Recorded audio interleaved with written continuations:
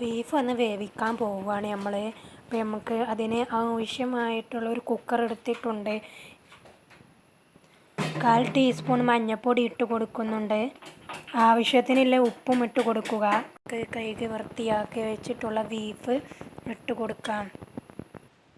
ഇനി ഒന്ന് നല്ലതുപോലെ മിക്സ് ചെയ്തെടുക്കാം. ഇപ്പോൾ നല്ലതുപോലെ മിക്സ് ആക്കിയിട്ടുണ്ട്. ഇനി നമുക്ക് ഇതിലേക്ക് കുറച്ച് വെള്ളം ഒഴിച്ച് കൊടുക്കാം. ഇനി നമുക്ക് കുക്കർ അടച്ച് വെച്ച് ഒന്ന് വേവിച്ചെടുക്കാം. ഇനി ബീഫ് വെന്ത് വരട്ടെ. ഒരു 7-8 വിസിൽ കൂക്കിയതിന് ശേഷം നമുക്ക് തുറന്ന് നോക്കാം. പുരട്ടിയെടുക്കാൻ വേണ്ടി നമ്മളൊരു ചട്ടി വെച്ചിട്ടുണ്ട്. അതിലേക്ക് 2 ടീസ്പൂൺ സൺഫ്ലവർ ഓയിൽ ഒഴിച്ച് കൊടുക്കുക. അതിലേക്ക് അരമുറി സവാള ഇട്ട് കൊടുക്കാം. ഉള്ളി റെഡിയായി വന്നിട്ടുണ്ട്. കറിവേപ്പില ഇട്ട് കൊടുക്കാം. ഒരു തക്കാളി ഇട്ട് കൊടുക്കാം. വെളുത്തുള്ളി, ഇഞ്ചി, ചെറിയ ഉള്ളി ചതച്ചതിട്ട് കൊടുക്കാം. ഇനി ഒന്ന് വഴറ്റി കൊടുത്ത് നമുക്ക് അടച്ച് വെച്ച് വേവിച്ചെടുക്കാം. തക്കാളിയൊക്കെ ഒന്ന് ഉടഞ്ഞ് കിട്ടണം. തുറന്ന് നോക്കാം. തക്കാളി നല്ലതുപോലെ ഉടഞ്ഞ് വന്നിട്ടുണ്ട്.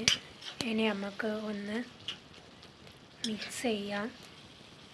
മിക്സ് ചെയ്തെടുത്തിട്ടുണ്ട്. ഇനി നമുക്കതിലേക്ക് എരിവിന് ആവശ്യമായിട്ടുള്ള ഒരു ടീസ്പൂൺ മുളക് പൊടി, ഒരു നുള്ള മഞ്ഞൾപ്പൊടി, കാരണം നമ്മൾ ഇറച്ചിയിൽ മഞ്ഞൾപ്പൊടി ചേർത്തിട്ടുണ്ട്.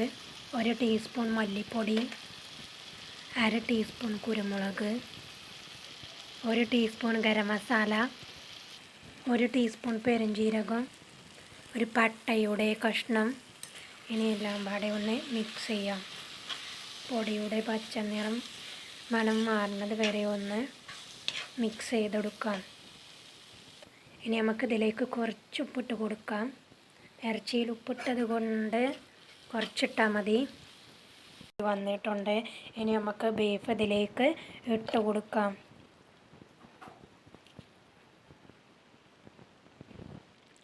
അങ്ങനെ ബീഫ് മിക്സ് ആക്കിയിട്ടുണ്ട്. അങ്ങനെ നമ്മുടെ ബീഫ് റെഡി ആയിട്ടുണ്ട്. ഇനി നമുക്ക് ഇതിൻ്റെ മേലെ കൂടെ കുറച്ച് കറിവേപ്പിലയും കൂടി ഇട്ട് കൊടുക്കാം.